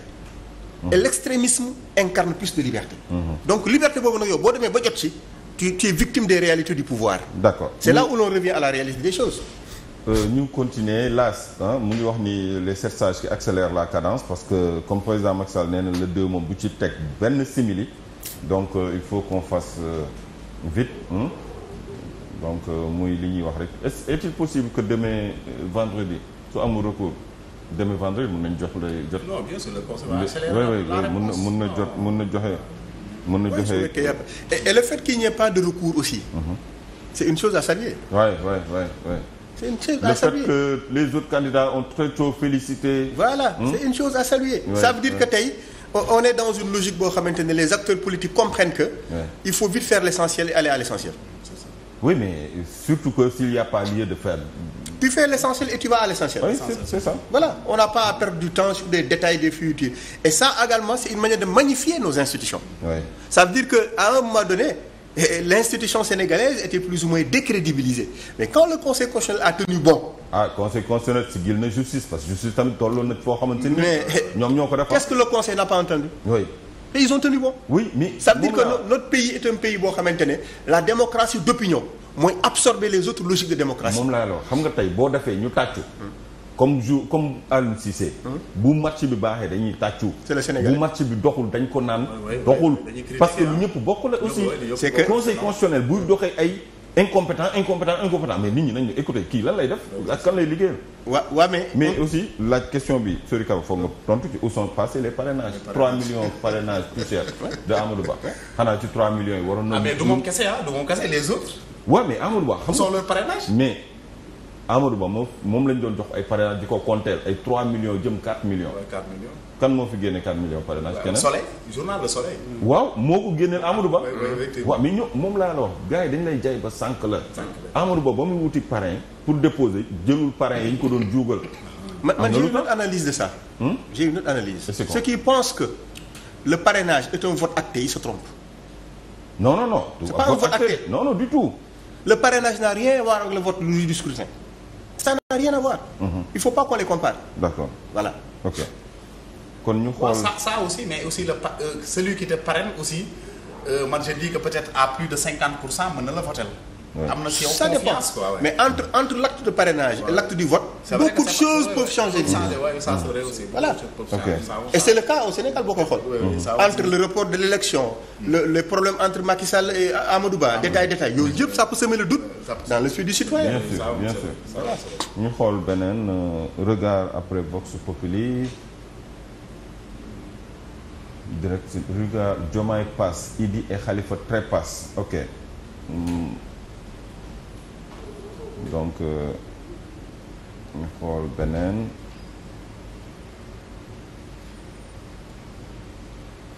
Vox Populi lu mu def Bassirou Diomaye Faye bon je sais pas sori na ma tuuti attends ma xool ko fii lu ñu génne 54 virgule ok avec 2 millions 300 ouais.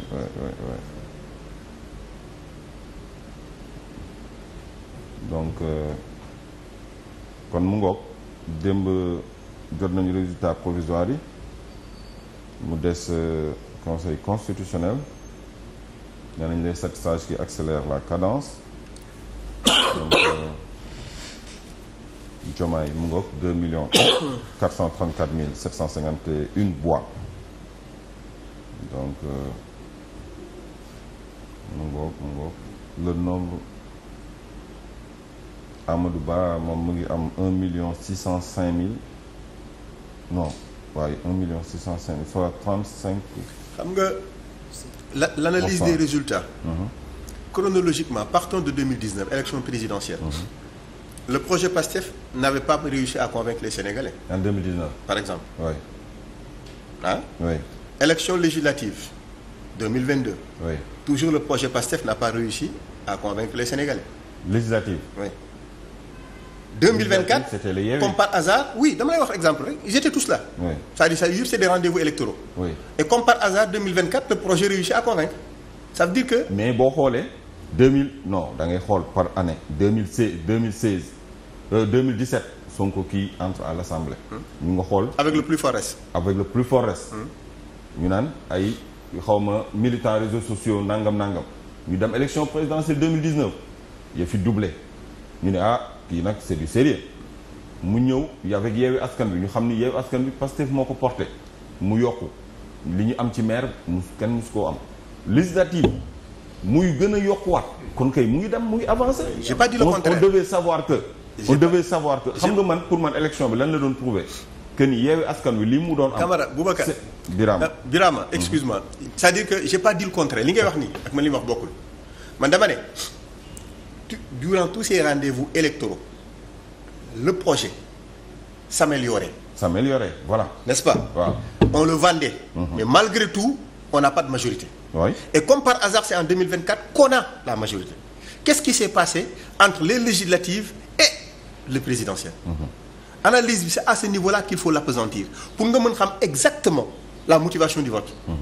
L'aspiration au changement est une réalité. Maintenant, je suis à l'Alliance pour la République, mais d'abord, tout le monde c'est sans surprise pour moi. Moi, je suis à l'aise que de prendre la parole en public. On le voyait venir. Vous faites qu'il y a non seulement je voyais venir, mais dama alerté woon. Ok. Dama alerté woon. D'accord. maanaam magum waxoon naa ko magum foogoon naa ko. man ci position boobu laa taxaw moo tax tey je me permets de prendre la parole. D'accord. Donc yooyu c'est des choses yoo xamante ne en politique. doyen wax na ko léegi.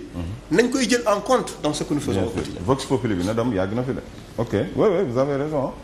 Une victoire sans appel de Diomaye libération mais man problème bu Dakar Nav bi defoon naa libération tey na ci ñëw loolu aussi. Dakar Nav non mais il y a des trucs extraordinaires qui se passent xam nga du ko deful tey xam naa boo defee naan suba dina ci ñëw.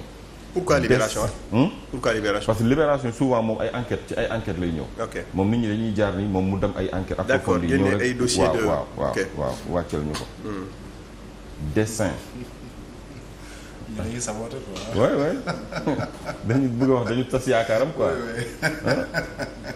dañu bëgg a wax dañu tas yaakaaram bu un avenir en débat oui à débattre ci nan lay def day rester dans l'affaire wala day demal boppam wala législative yi di ñëw wala et cetera et cetera.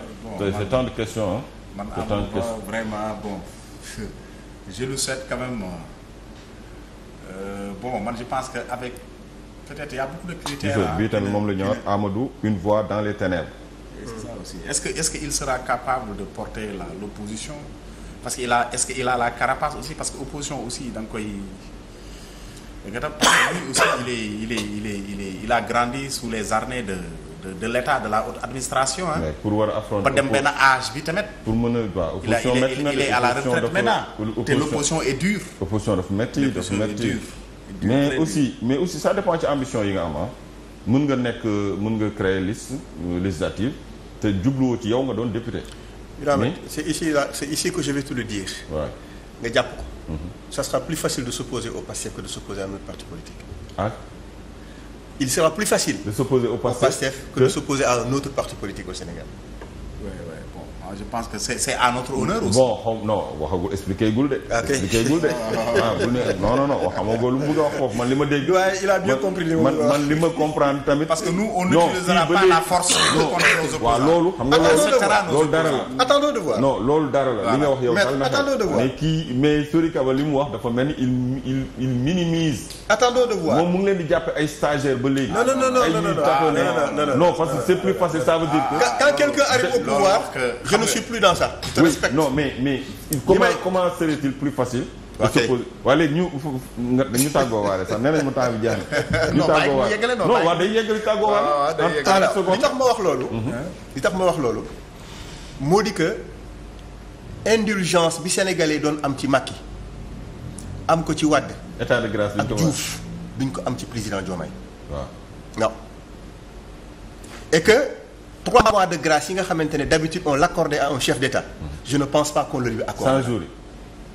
moo tax ma ne la ça sera plus facile dans le sens où la réalité du pouvoir dafa am ses réalités dafa am lu mu lay dicter contrairement ak yow bi ngay ñëw. ambition bi nga ñëwee ak attente bi nga ñëwee. man nag li mu je termine xaaral ma termine. si vous vous souvenez. quand le président a été élu en 2012 le premier voyage qu'il a effectué c'était sur Paris même pas en 1 mois de gouvernance. il est parti sur Paris. C'était pour régler des questions urgentes du moment. Ouais. Démarche yi du benn. Là, on va compter sur plus nos ressources que sur les ressources étrangères. Oui.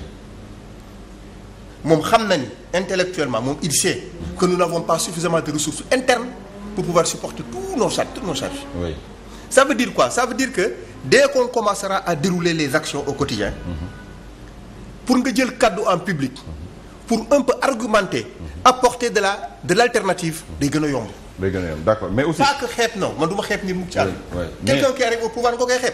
mais nga tàggoo waale jàpp naa ni xam-xam moom xamal sa xam-xam fu mu yem bul xam-xam keneen fu mu yem parce que lépp contribution la. mu Pastef Diomaye peut faire la surprise mën na am la mu tëddoon kaso 11 mois yi am na ay stratégies yoo. je le lui souhaite. man loolu laa koy franchement ay stratégie ak li mu jot a capituler ci expérience en fiscalité en voilà et cetera peut-être que mën na mais xam nga nit ñi le président Diomaye est un homme de réflexion il passe tout son temps à réfléchir li koy wane rek mooy sa grande capacité d'écoute soo toogoon jàkkaarloo moom mën nga wax pendant 1 heure de temps mu déglu du la dagg donc c'est quelqu'un aussi qui respecte ses vis-à-vis wax dëgg yàlla ce projet là dañ ci yàgg liggéey li muy wax ni les attentes on sait état dafa am réalité du pouvoir loolu dëgg la mais gëm naa ni man les Sénégalais vont nous accorder cette indulgence là et les Sénégalais vont faire preuve de patience parce que aussi dañoo ñëw si un contexte difficile mais un contexte d'espoir aussi bul fàtte ne aussi c'est sous le magistère de Macky Sall la loolu feeñee le Sénégal aussi am na d'autres ressources aussi yi nga xam ne wax dëgg yàlla yooyu suñ ko commencé exploiter aussi ça peut être un apport positif dans notre projet mën nañu faciliter lu bëri d'abord même sur le coût de la vie sur le coût de la vie aussi loolu mën nañu ci faciliter lu bëri parce que li ñuy jooy Sénégal mooy njëg yi dafa cher le coût de la vie est trop cher location lekk naan transport loolu dafa cher mais pour man ce pétrole là ou bien le gaz peut continuer d'une alternative provisoire en attendant ñuy régler les véritables solutions te man je pense que les vraies solutions doivent être structurelles. Parce que il faut que d'abord ñuy li ñuy consommer ñu koy bàyyam suñu bopp. structurel. Voilà loolu il faut que mais loolu nag mënuñu ko def ci 1 an 2 ans 3 ans loolu c'est sur le long terme. D'accord doyen sur le long terme bi ça veut dire que kon foo kiy gouverner di waxtaan ak ñi mu jiite. ndax tant que yaa ngi waxtaan ak njaboot gi rek njaboot gi dañu mën a comprendre et que voilà quoi dinañ la mën a muñal. je crois comme bon Diomaye il a pris conscience sur au moins 2 à 3 choses c'est que il y a des urgences. est-ce que gouvernement bi bu taxawee dinañu am plan d'urgence. D'accord. Bon maintenant pour le long terme je pense qu'il faut qu'ils aient une stratégie. que si suñu amul stratégie ce qu'ils prévoient. c'est que tu vas avoir une période de flottement. D'accord. Et ça, c'est à la faveur de la prochaine opposition. D'accord. Voilà, à demain. On espère que ce sera très très fort parce que Sénégal on a besoin d'une opposition forte aussi. Très forte. waaw ñu bàyyi góor gi rek. De toute façon on ne sera pas là pour réprimer l'opposition. Les marches seront autorisées. On a besoin d'une opposition forte, tel que prévu par la Constitution. Sori Kaba. non gërëm la sant la encore une fois de plus. Merci beaucoup. Toujours un plaisir et puis di nuyu téléspectateurs yëpp. D'accord jërëjëf. Maître Babacar. jërëjëf yow tamit merci. Le débat a été vraiment machallah très instructif. D'accord. di nuyu notre doyen di ko ñaanal gudd fan ak wér. ak amiin amiin incha allah dëgër machallah. Inch'Allah doyen kon di remercier mon ami frère aussi. Parce que Sénégal ñoo ko bokk aussi. Bien sûr, le Sénégal c'est un petit pays. Oui. C'est une famille ah. Sénégal ñëpp ñoo ay bokk nañu ah. c'est vrai. voilà koo ànd ak koo xam ak koo xamul quoi. donc inchallah espérons que inchallah les attentes seront vraiment. Inch'Allah kii quoi. Inch'Allah satisfaites quoi. Inch'Allah. Non, di remercier nos deux invités, c'était très utile quand même. Et puis di la wax demain inchallah. Inch'Allah merci beaucoup jërëjëf mbokki téléspectateurs kon ñu ngi delloo antenne bi waa régie di leen jox seen journal de 13h mais avant cela il y a une page de publicité di gërëm ñëpp di sant ñëpp di leen jox daje ëllëg inch'Allah.